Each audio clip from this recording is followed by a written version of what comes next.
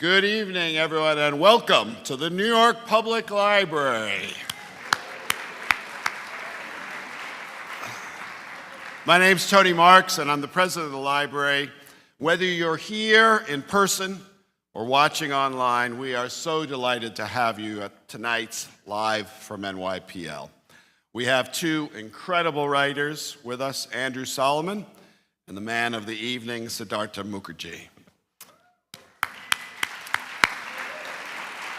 So they're here to talk about Sid's new book, The Song of the Cell, an exploration of medicine and our radical new ability to manipulate cells. It is the third in his exploration of what it means to be human. In 2011, he joined us here in discussion at the library of his magisterial exploration of cancer, the emperor of all maladies. And in 2016, came back to explore the second, the gene and intimate history in 2016. We are so delighted and honored that Sid is back for the third part. The Song of the Cell is available for sale here in the room or through our shop online. Sid will be glad to sign your copy after the program. Of course, all proceeds from your purchases will go to benefit the New York Public Library. In addition, you can use your library card and borrow it for free. Sorry, Sid. Sid will be speaking tonight, as I said, with Andrew Solomon. Andrew is a writer, a trustee of the library, a dear friend, and has taught me and so many others in such powerful ways how difference and love work together and reinforce each other. Really life-changing work as well. If you haven't read it, you must. Let me tell you about a little advertisement. Don't worry, not a fundraiser. This Friday, our annual Halloween costume party returns to the Stavros Niarchos Foundation Library, and former Project Runway host Tim Gunn will be the guest judge. Next week, the Bernstein Award winner Andrea Elliott and past Bernstein finalist Beth Marcy will talk about journalism, reporting American crises and their incredible new books. We also have four-time Hugo Award winner N.K. Jemisin talking about her latest book with the one and only LeVar Burton. All of this and all more for free to everyone. But tonight, Sid and Andrew will have a conversation. Sid will be happy to take your questions at the end. If you're here in person, you'll see you have note cards and cute little pencils. And the incredible library staff who are here will come around periodically to pick up your questions and submit them. If you're watching online, please send your questions by emailing them to publicprograms, that's one word, publicprograms plural, at nypl.org, wherever you are. We'd love to hear from you. The Live from NYPL series is made possible by the continuing generosity of Celeste Bartos, Minaz Ispahani Bartos, and Adam Bartos, and of course, by all of you and all New Yorkers who love and support this amazing institution. Thank you for your support. Thank you for being here tonight, for being part of this important conversation. Now, please join me in welcoming Andrew Solomon and Siddhartha Mukherjee.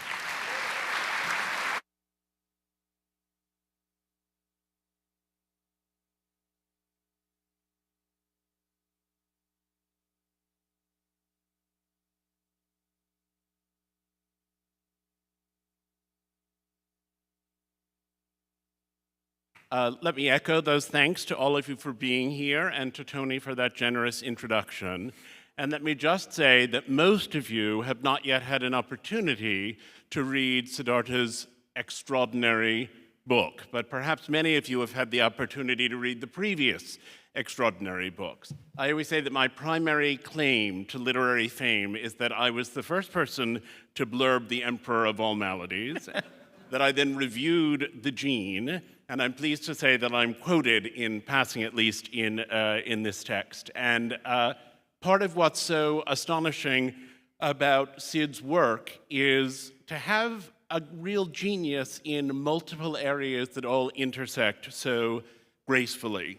In addition to personal charm and dynamism, there is his work as a doctor and the patients he treats, his extraordinary ability to conjure those people as three-dimensional people and to see them fully and compassionately.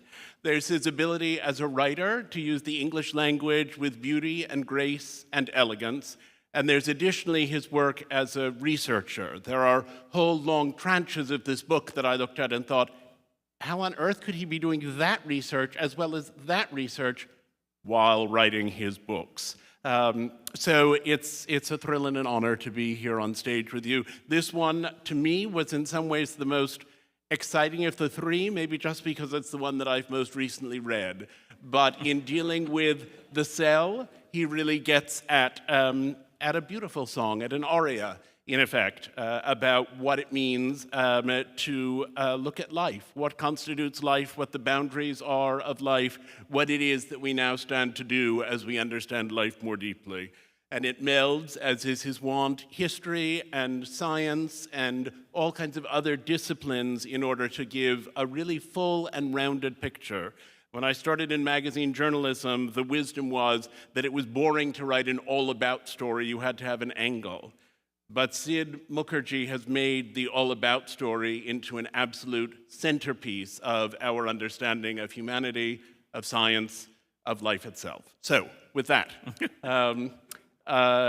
I feel like there are 1,000 directions in which one could begin, but I wanted to start actually with the question of how you reconcile scientific insight that you arrive at in a lab and the process of writing. It's obvious that the science that you do feeds your ability to write books, but I wondered whether the writing of books also in some ways feeds the work that you do as a doctor and as a researcher. Well, first of all, thank you, Andrew, and thank you to the New York Public Library. Thank you to my family and my wife, and everyone else who's here. I write to think, and I don't think I'm the first person who's done that. The capacity to write allows me to enter my own mind and places in my mind which would otherwise be very hard to enter. So a lot of my writing enables a kind of thinking. You know, these books are landscapes. They are, the Economist today called it a tour de horizon. And when you tour a landscape, I think you begin to understand, when you move above a landscape, 5 feet, 10 feet, 20 feet, 200 feet, you begin to understand the contours of that landscape very differently, as opposed to when you're sitting inside the weeds. And for every single book, my ability to understand the contours of a landscape, the landscape, has been incredibly helpful in the sciences, because it's allowed me to understand where I came from intellectually, and where we're going, because you can't understand where you're going unless you know where you came from. And so this idea of writing to think, I mean, I'm not comparing myself to other great writers who think, but Darwin did it famously. I'm always reminded of, I don't know how many people have seen, the first time Charles Darwin wrote down or created the what's now considered the classic phylogenetic diagram, in which he divided up the world, the evolutionary world, into a tree. It's probably, I love diagrams. Actually, there are diagrams drawn by me in this book. But there's a lovely thing about that diagram, because on top of that, after having finished probably one of the most important diagrams in the history of diagrams. He wrote on top of that, I think, because he wasn't absolutely sure, but this idea of writing to think, I think is very important and really motivates a lot of the work. And when you talk about Darwin and about the way that he used the progress of his own realization as a means of narrating the insights at which he ultimately arrived, one of the things that's striking here is that between passages, some of which are quite densely scientific, accessible, because that's one of your remarkable gifts, but densely scientific, you have all of the historical stuff about how so-and-so who was born to an unlanded milkman in Nebraska or in Suffolk or wherever it was made such and such a discovery, and you give a lot of those personal details. How does all of that historical information illuminate the insights about what we now know about cells and cell biology? Well, I think that historical information tells you where people came from, and what they were thinking about, and why they were thinking about those things. Robert Hooke's an interesting example. He was born to an indigent family, but because he was so brilliant, went to Wadham College and became Robert Hooke. What's interesting about Hooke, who actually is one of the first characters we meet in this book, he actually was the first person to visualize cells in plants. He didn't fully understand the context, but he was the first to visualize. And I call his intelligence, I say it was phosphorescent and elastic, like a rubber band that glows when it stretches. It's a little bit of a pun because he, of course, Robert Hooke, discovered elasticity. He's the laws of elasticity are named after him. But he was a physicist, an engineer, and he mastered optics, mechanics, architecture. There was nothing was left behind. And so you need to understand that person, I think, and their personhood, to understand them looking down a microscope and saying, I'm going to start cutting up tissues and looking in drops of water to try to find what the microscopic world is. By the way, he also owned a telescope. But while he was looking at the skies, there's also a microscopic cosmos underneath.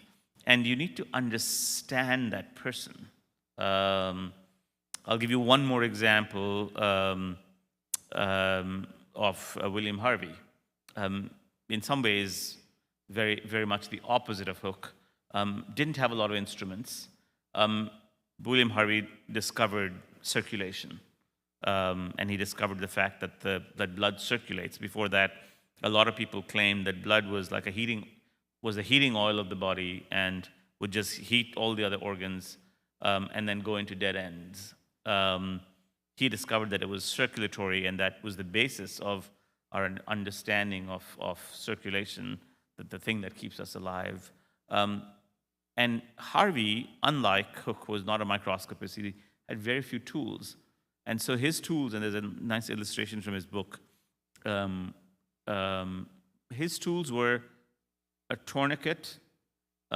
He would pinch things, and he would take animals, and he would take a little venule and bleed them. And those were his three tools. So he was, I think, a person of incredibly austere taste, both medically and also personally. He was offered a massive house because he became the senior professor at the hospital, but he preferred to live in Ludgate in a tiny house. And there's some connection always between these people, their interiority, their psychology, their desires, and their presence that informs their science. And that's why we return to them. Make them. That's why I try to make them three-dimensional, because if they're not if you don't know that Darwin had an almost spiritual crisis. Darwin's not in this book, by the way, but Darwin had a spiritual crisis. You wouldn't know that spiritual crisis is what ultimately led him to the ship and led him to the Galapagos, and finally, threw out the theory of evolution. But you have to know about that spiritual crisis, because you wouldn't understand him otherwise. You wouldn't understand the book otherwise. It's one of the things that works very powerfully in this book and in the others, and it made me wish that you were my science teacher or my son's science teacher, because those personal narratives do actually explain the logic behind the discoveries and the memory of who discovered what, when they discovered it, and how one discovery grew out of another. Makes much more sense once it becomes a narrative of human dynamics. It's also striking that you appear to have had personal interaction with all of the most important scientists of the late 20th and 21st centuries. There are moments when I think, you met him too? How did you meet him? They're all there. So tell me how those personal relationships that you built up with all of these people, Greengard and many others whom you catalog, how did those end up informing you? Did you already have those points of curiosity before you met them, or was it talking to them that allowed you to move toward the insights in the book? They're kind of random. It doesn't seem random when they're in the book, but they're kind of random. Paul, I think Ursula's here. Did I see Ursula? Hi, Ursula. Ursula is Paul's wife. Paul and Ursula and Sarah and I used to go to Maine together as part of a slightly mad camp, which was very dear to us, run by a woman named Kippy Stroud, who passed away, sadly. And I met Paul walking along a beach. And we became friends because Paul was interested in everything. And I cooked him a meal. I think I made some kind of lobster stew or something. And he said, wrong career. As in, he wanted me to be a cook. So that's how I met Paul. Paul Nurse, who discovered the way cells divide, I met a completely different way. I didn't even know that. He and I were supposed to be giving lectures together at a university in Utrecht. And by chance, our planes landed together, so they said, why don't you both go in the same car?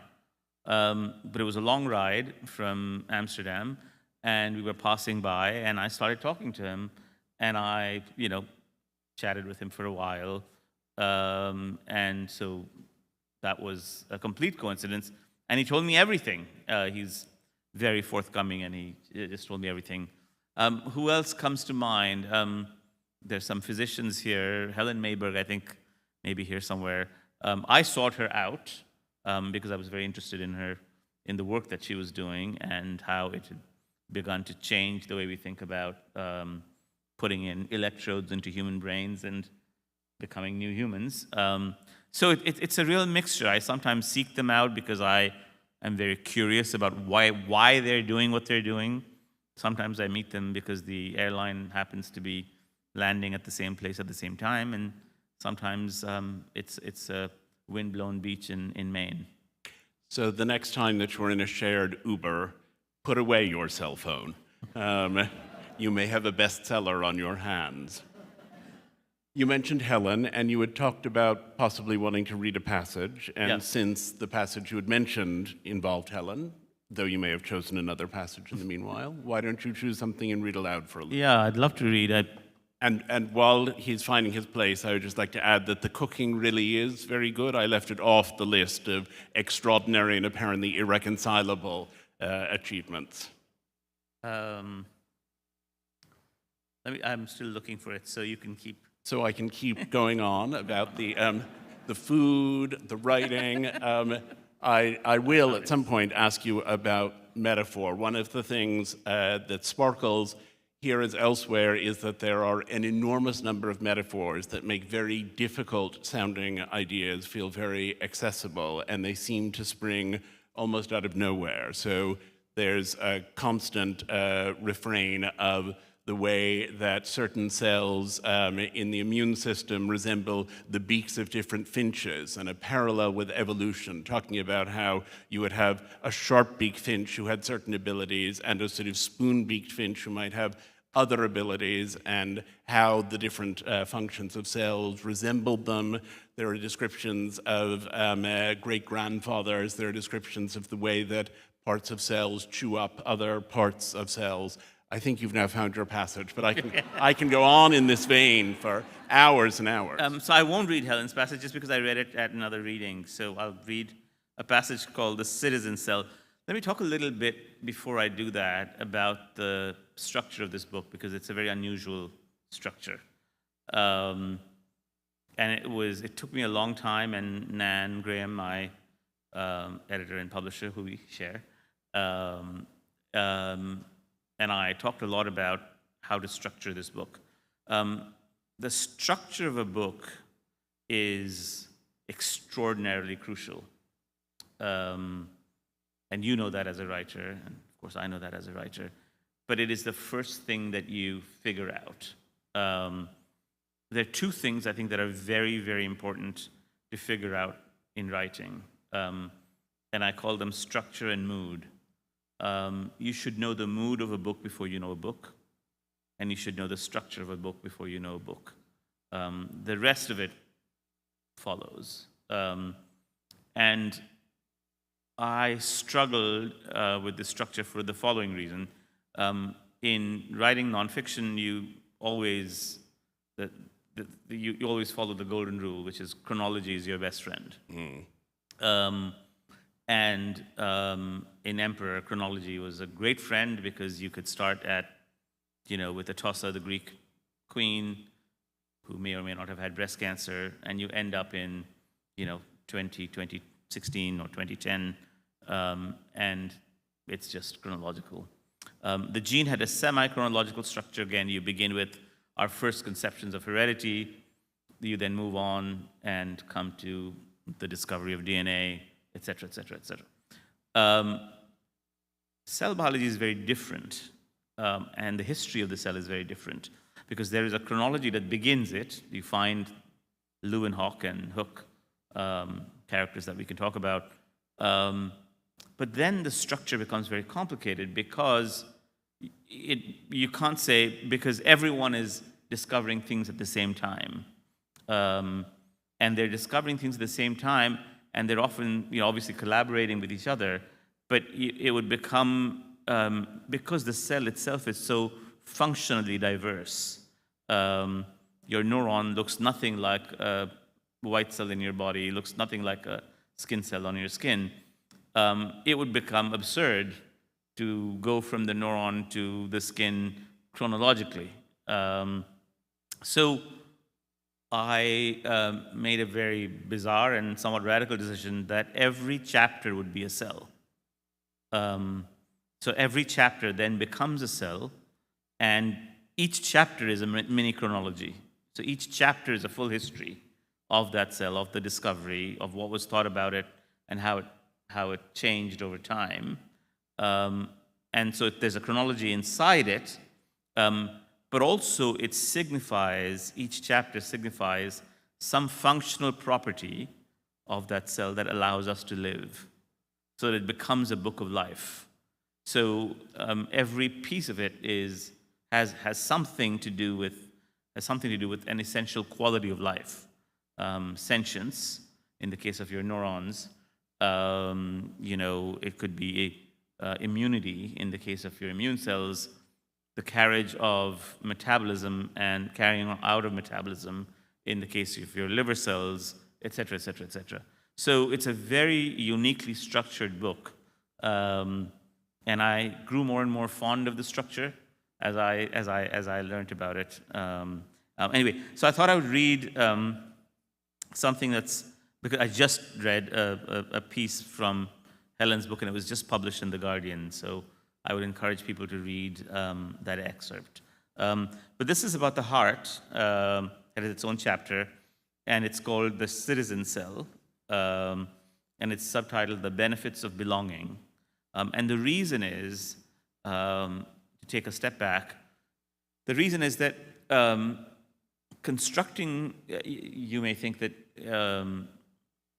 again, we don't think about it typically, but constructing a pump out of cells is not easy. You have a pump that doesn't coordinate its motion is a wobbling balloon. And if that pump couldn't coordinate its motion, we wouldn't be alive. Our circulation depends on it. Even primitive animals have hearts where there's a coordinated motion that they pump together.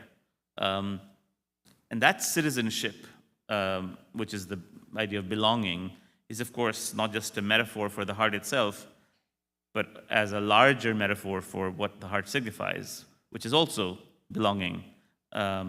So I thought that there was something kind of lovely about it. It has a quick quote to start with. This is from Elias Canetti, Crowds and Power, very important book. And this whole idea of the crowd suddenly there, where there was nothing before, is a mysterious and universal phenomenon. A few people may have been standing together, 5, 10, or 12, not more.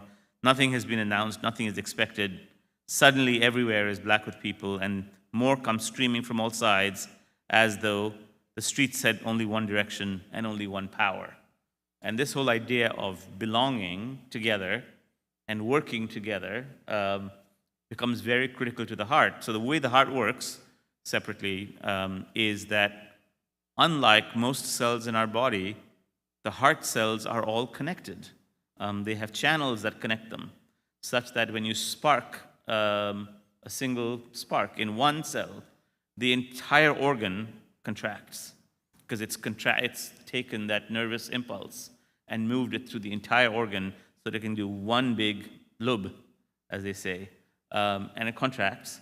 And then when those ions leave the cell, the entire organ relaxes. And that's how you make a pump.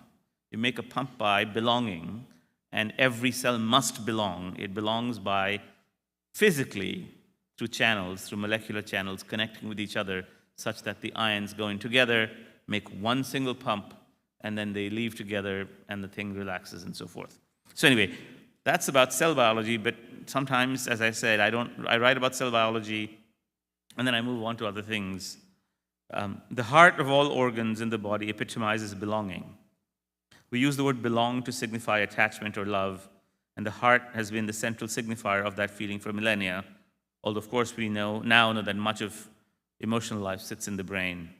When you say, my heart belongs to you, you signify the link between that organ and attachment. As a child, my heart belonged to my mother. My father was a distant presence, reliable and gentle but reserved, somehow unreachable. His mother, my grandmother, lived with us. This is in a book about cell biology. Scarred by her move during partition, she kept to a room by herself, cooked her own food, washed her own clothes, almost as if the house was a temporary shelter that might be snatched from her hands at any time. I have no memory of her touching me. Her heart, as they say, had been broken. My transition into manhood marked a different relationship with my father. As a student at Stanford in a world before cell phones and email, I began to write to him. At first, our letters were brief and stilted, but over time, they grew longer and warmer. I began to understand him in a new light. His loss of home seemed familiar. In 1946, he had been uprooted from his village when he was barely a teenager, stuffed into an overnight ferry bound for Kolkata, a city on the edge of a nervous breakdown.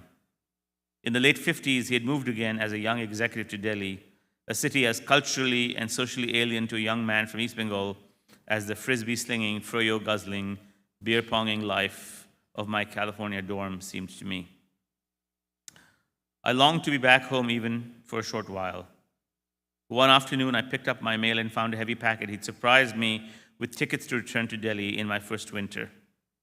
It was a 16-hour flight, and I slept through it until the fog-choked lights of the city came into view, and the plane made that elephant screech sound of the wheel hatch opening just before landing.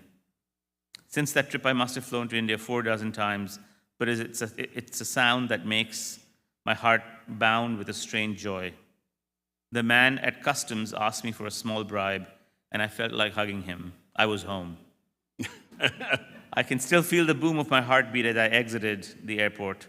I could tell you about the neural cascade I experienced, but while the stimulus was triggered in the brain, the experience was felt in my heart. Coming back, belonging. And then just a few pages later is exactly what I said. But to imagine the heart mechanically as a pump is to forget the central conundrum: how do you make a pump out of cells? An uncoordinated pump is no better than a wobbling balloon. And then we enter deep history. In 1912, Alex Carroll, a French scientist at the Rockefeller Institute in New York, cut a small fragment of the heart of an 18-day-old chick fetus and grew it in liquid culture. After first washing, and the culture grew very extensively, and when he removed and recultivated a piece, he found it still capable of pulsing. Carrel's experiment was widely heralded as proof that organs could live and function outside the body, but it signaled an equally important idea. The cells of the heart cultivated outside the body had an autonomous capacity and a capacity to pulsate together rhythmically, reminding me of Canetti's crowd. Something intrinsic about the cells made them capable of the pump-like action.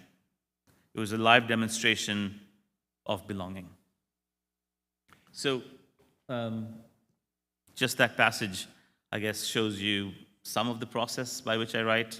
When I write, I make no distinction between memoir and deep history, contemporary history, a conversation in a car. Everything gets thrown into the pot, and it becomes a little bit of a stone soup. Well, it becomes a little bit of a soup. I think not a stone soup, but a sort of rich one filled with wonders of every description and without a stone. And the reversions to narratives of India, historical narratives, India, tales and stories that are traditional in India, it makes a lovely rhythm through the book. Yes. And there are other narratives in it that are more likely to be familiar to an American audience, and those are actually quite illuminating. I was particularly taken with one of the metalsmith, which I think wasn't, in fact, was it Indian? The metalsmith who makes the armor that no spear can puncture, yes, and the spear that can puncture any armor. Yes. And the question of how they would interact dynamically. That one might have been Chinese. It was Chinese, yes. But yes, but ventures into Asia. The question that seemed to me to be central to the book, and perhaps central to this moment, is the question of the status of science at a time when in the larger American public there has been so much of an attack on the notion of science itself. You have a chapter on the pandemic, and you talk about the ways that we've come to understand it, and you talk about the mysteries that we cannot possibly unlock. And you have a wonderful narrative of why SARS-CoV-2 and its many variants were more successful at, if one wants to use the word successful, at spreading than were many other coronaviruses and many other potentially pandemic-inducing attacks on the healthy ecosystem. But in the face of the pandemic, one of the things that seemed to happen as people refused vaccines and refused masks and refused all of the rest of these interventions was that there was a sense that science was somehow an egg-headed pursuit of coastal liberals and was therefore irrelevant to the actual lived experience of ordinary Americans who didn't have to bother with all of that stuff.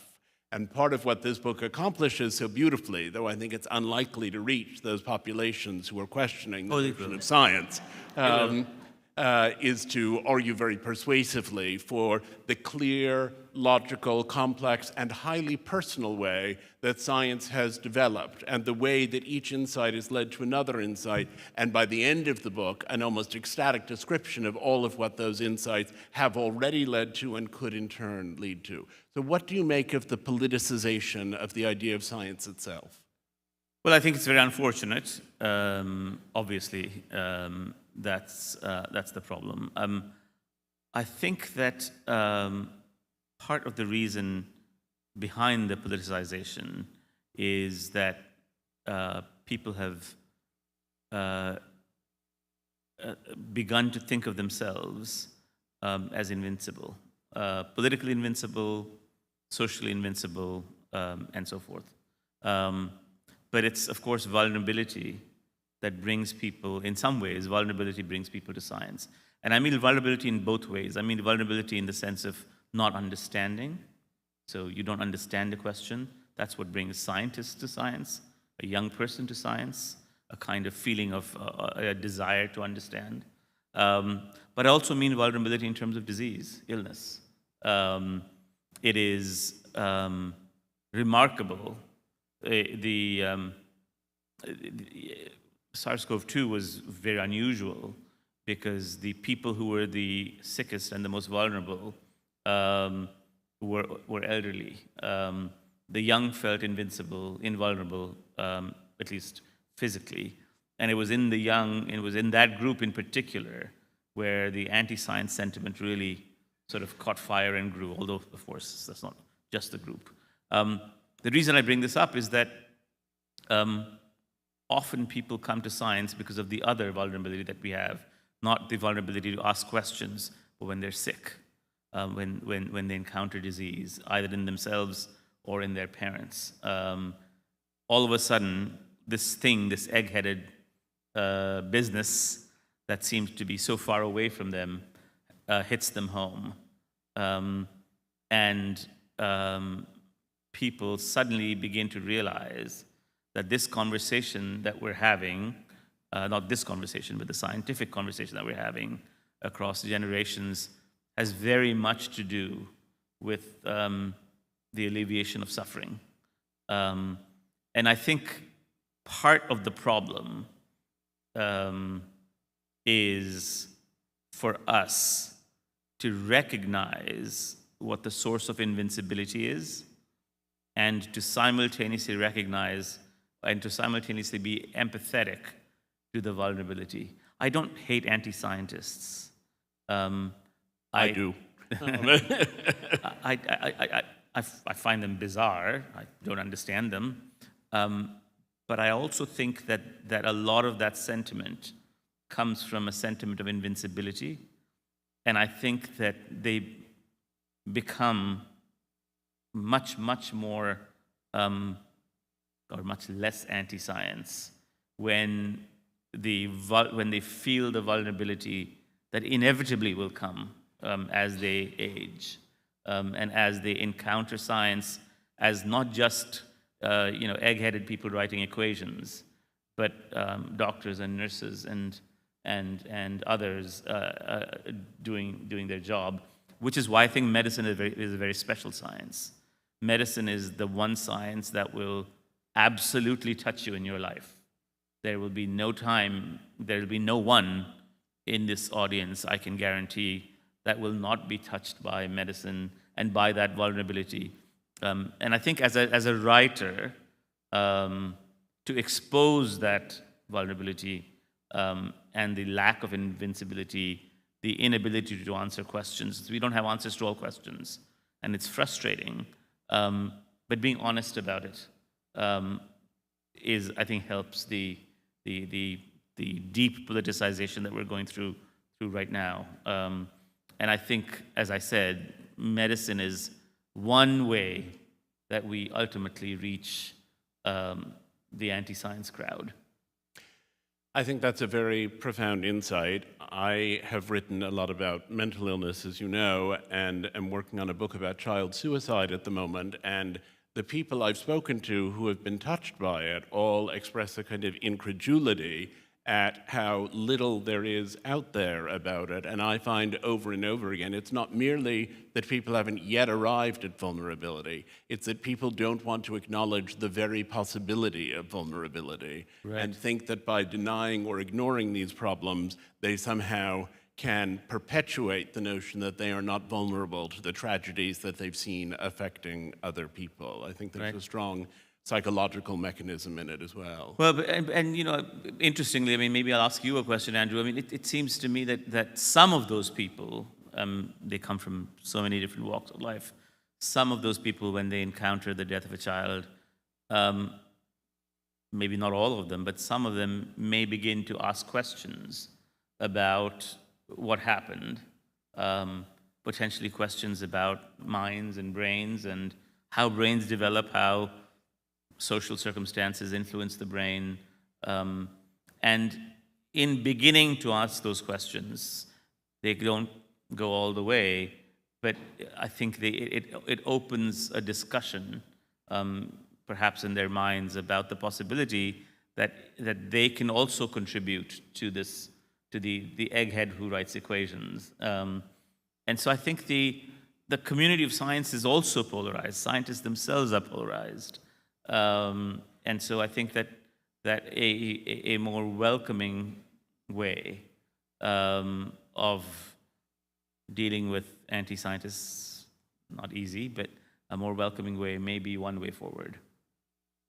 I think that's true, and I think part of what's striking about this book, as indeed about the past ones, and the first one, I sort of thought, well, here's Siddhartha Mukherjee. He's a very accomplished oncologist, and he knows a great deal about cancer. And it was an enormously broad book because cancer is an enormously broad topic, but it was still effectively about an illness that probably affects almost everyone directly or indirectly, but that nonetheless remains quite specific.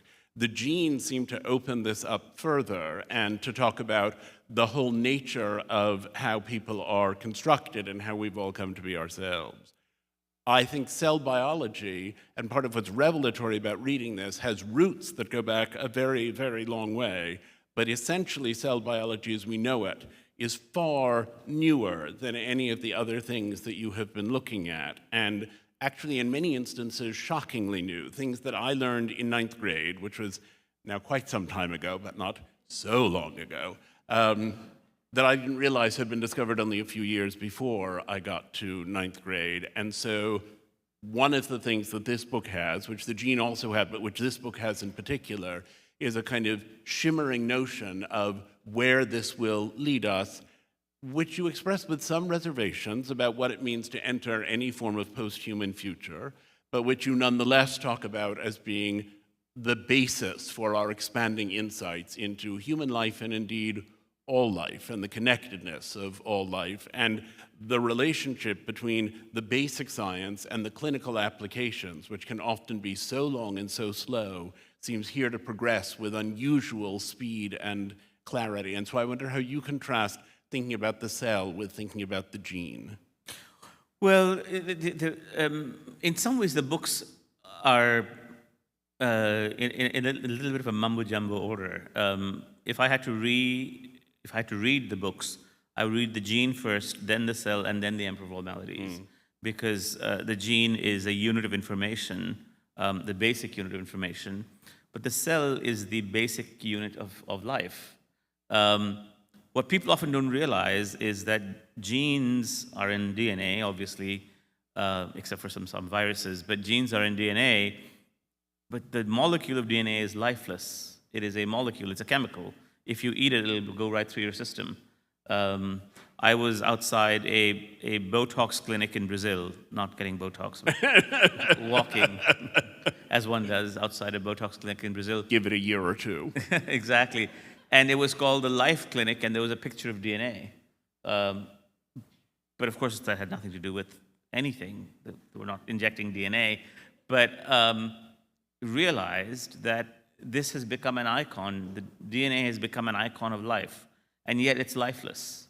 It's the cell that enlivens the gene. It's the cell that makes the gene come alive. And in fact, if we really speak about life and the properties of life, we have to speak about the cell. And we have to speak about what the cell does and what the cell can do.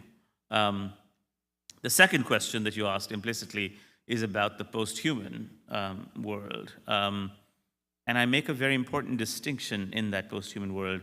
And I want that distinction to remain as one of the big distinctions that I talk about. I make the distinction between disease and desire. Disease, of course, has to do with suffering. Desire has to do with augmentation. And for a very long time, these two words, disease and desire, lived in different universes, partly because we couldn't do very much scientifically or otherwise. But over time, these words have started coming together in some ways that are fantastic, in some ways that are less fantastic. I'll give you one example, which is kind of an interesting example. When the first IVF baby, Louise Brown, was born, many obstetricians and many bioethicists said that infertility is not a disease. Human beings have been living with infertility forever, so why define it as a disease? And others, not everyone, argued that there's an aching to have a child. Not for everyone, but for some, there was an aching to have a child, and they were suffering. And there was suffering associated with having a child.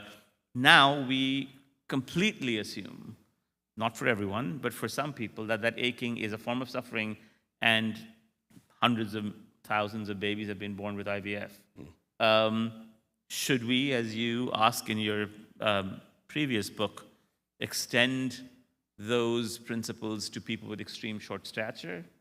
Should we extend that blurring of disease and desire to people who are deaf, people who are blind or partially blind? I think these questions are becoming increasingly urgent, as I conclude at the end of my book, as the two worlds of genetic engineering and cellular therapy come together. And it's really important to know that they have to come together. A gene put into the wrong place, a wrong cell in the wrong part of the body at the wrong time is a chemical. It is the confluence of cellular engineering and gene therapy which is bringing disease and desire into a place that we don't know, a very unknown place. And the only way that the book proposes to resolve that is to live outside, or to bring yourself outside the world of science. Science can give you facts. It can provide information, it can provide manipulation, but it cannot provide a framework to understand the distinction between these two words, which have inhabited our vocabulary from the beginning of human life, 200,000 years ago. I could go on asking questions for hours, but apparently some of the rest of you wish to do so as well. So let me move on to some of the audience questions that have come up. Here's one. Do you think it's possible to apply our evolving understanding of cellular mechanisms and function toward an understanding of the nature of consciousness itself in both human and other forms of life? Tough question. I think there are strong attempts to understand consciousness through science. It will require more than just cell biology. We know how a neuron works. We know how circuits of neurons work. We can manipulate circuits of neurons, but that doesn't equal consciousness. I think we will require tools from computational biology, from computation, from what is called artificial intelligence, to create a simulacrum of what we call intelligence. The problem is that it's going to be very difficult to compare that simulacrum of intelligence to the actual process that goes on to create sentience and consciousness. And certainly it'll be, I think, impossible. So I think we'll get somewhere there. I am doubtful that we will get to using these kinds of models. I'm doubtful in conjunction with cell biology. I'm doubtful that we will get to what I consider the more profound forms of conscious thinking, which might include things like love and belonging and desire and compassion. I think will lie outside the realms of at least what we have right now. We'll probably need to invent a new science to create, again, simulacra of those. And even then, they will remain simulacra because our capacity to understand what is actually happening in the brain will lie outside it. But I was only briefly a neuroscientist. I was a neuroscientist for a while, but only briefly. So I think this question is a little bit above my pay grade. But I think it's actually part of what you do accomplish in the book, which is not only to describe what science can do, but to describe the, I don't know, the words are all so troubled, but the mystical or spiritual or unknowable, at least, dimension of human experience that it can't address. Here's one.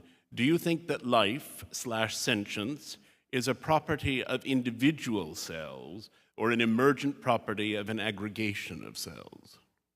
Well, I'm almost certain that sentience is a property of aggregations of cells. And I'm almost certain that life is the property of an individual cell. I think sentience, I think cells have function, they have agency, but that agency is linked to their function. So when a white blood cell goes to capture an infection, or when a neuron fires, that is, number one, living, and number two, that has agency. But that agency should not be confused with things like sentience. Agency is not sentience. Sentience is a much more complex characteristic. And so I think that sentience usually appears, the way we understand sentience again, in common language, usually appears in multicellular beings.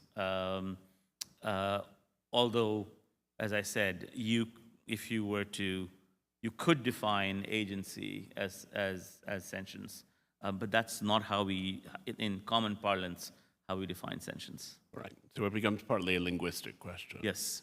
And connects, I think, to your description. There's a very compelling description, which I suggested you read, and then you chose to read something else, of your own experience with depression and what that was like and how it changed your perspective. How would you say it shifted your understanding of neurons and consciousness and their complex interrelatedness? That, and of course, the work of scientists, including Helen Mayberg, who I think is here this evening. Well, you have to hold a duality when you think about mental illness. You have to hold the duality that on one hand, that's an organic property of cellular dysfunction. I go back to Rudolf Virchow, who makes a very important statement, a very audacious statement as a young man, adding the last two principles of cell biology. The first is that all normal physiology is the consequence of cellular physiology. No one had dared to say that before.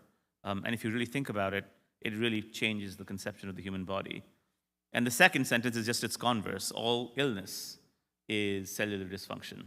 Now, he's not denying that environments can impinge on cells, as they do in mental illness, or that sometimes it can happen without the environment impinging on cells. But ultimately, when all of the factors, social, economic, environmental, parental, etc., are taken into account, ultimately it involves a dysfunction of cells. That statement is profoundly radical because it reconceives the entire notion of illness.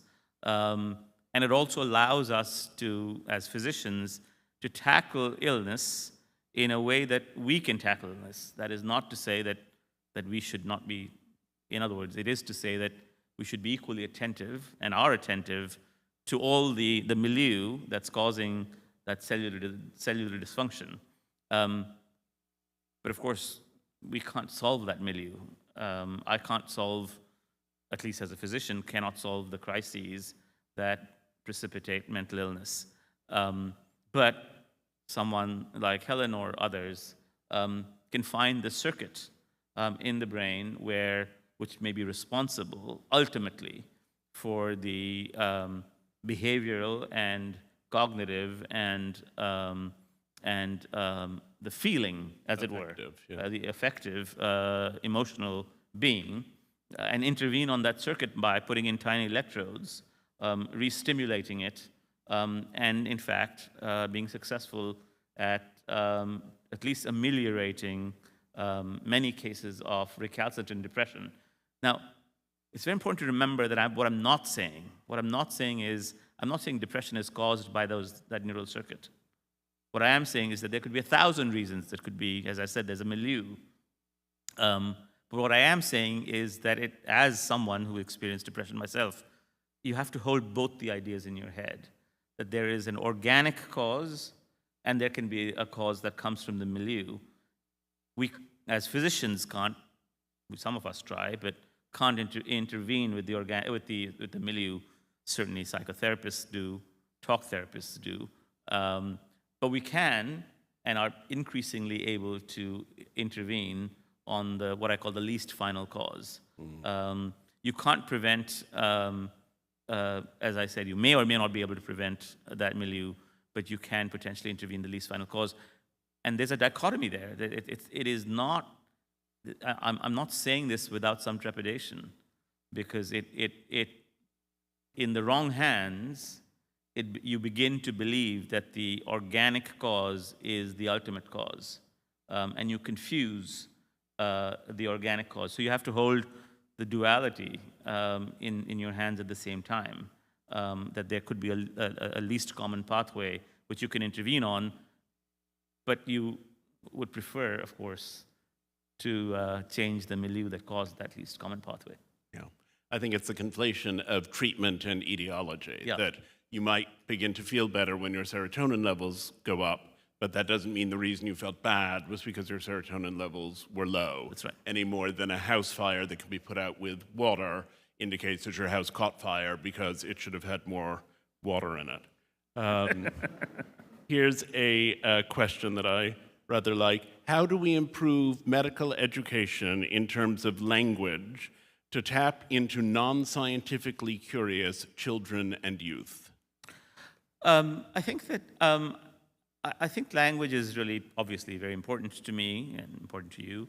I think the key is to avoid jargon,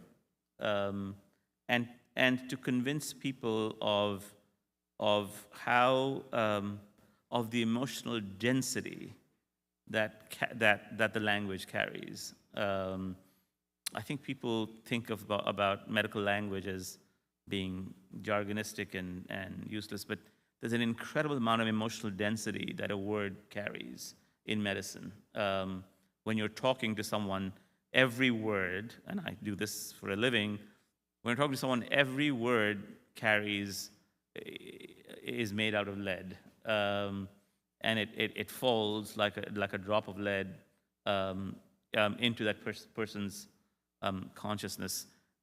If you allow children who are scientific or non-scientific to realize that emotional density and to own it, I think we would vastly improve medical education.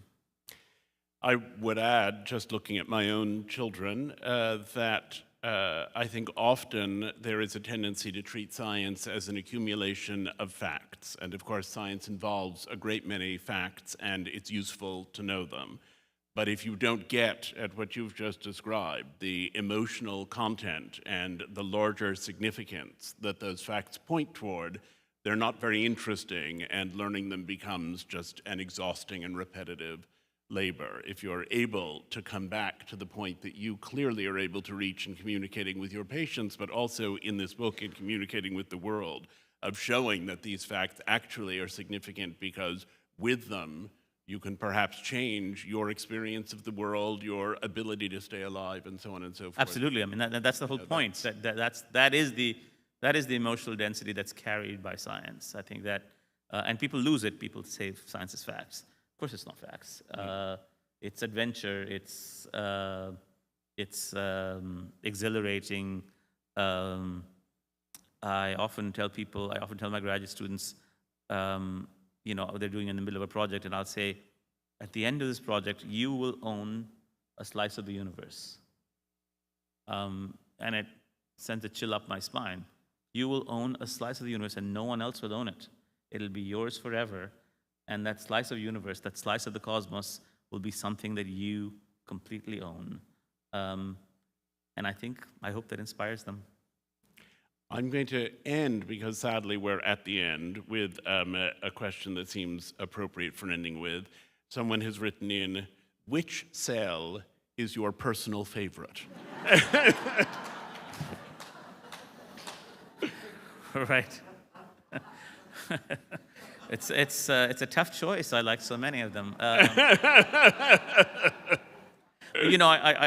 give you an example. I particularly like T cells, and that's because I've studied them most intensely. I was telling you behind in the room that the proudest thing I've done in my life is to create T cell treatments for the first time in India. So we've treated 10 children so far. It's not available. These are children who would die from refractory relapse leukemia, and they couldn't afford it. In this country, they can't afford it, of course. It costs about $1 million if you take in all the other therapy. We're offering it to them for free for now in trial and at a radically slashed price. But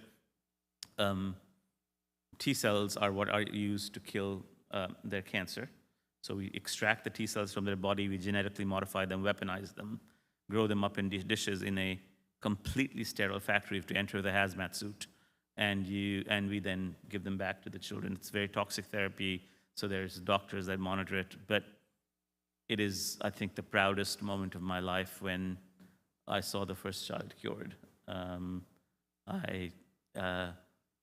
It's hard to describe that joy. I think it's impossible to describe that joy. But that child is walking around, went home, and left me a picture of an elephant.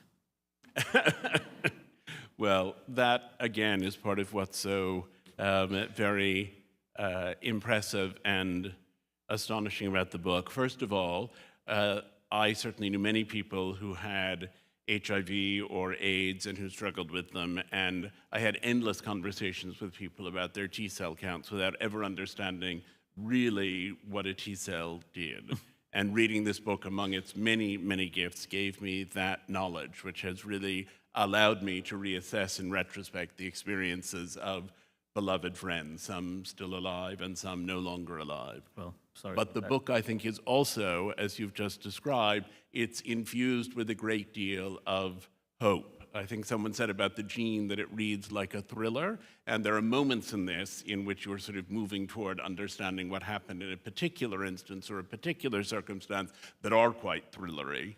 But I think the overall message of the book that feels to me as riveting and as electrifying as a thriller is to say, we came to this insight, this insight, this insight, and perhaps sickle cell anemia can be brought under control. Perhaps these children don't have to die anymore. And you write about them with such intimacy and such compassion. And I think it's an extraordinary achievement to be able to do that while at the same time teaching so much that we might not know. Thank you very much. Thank you all.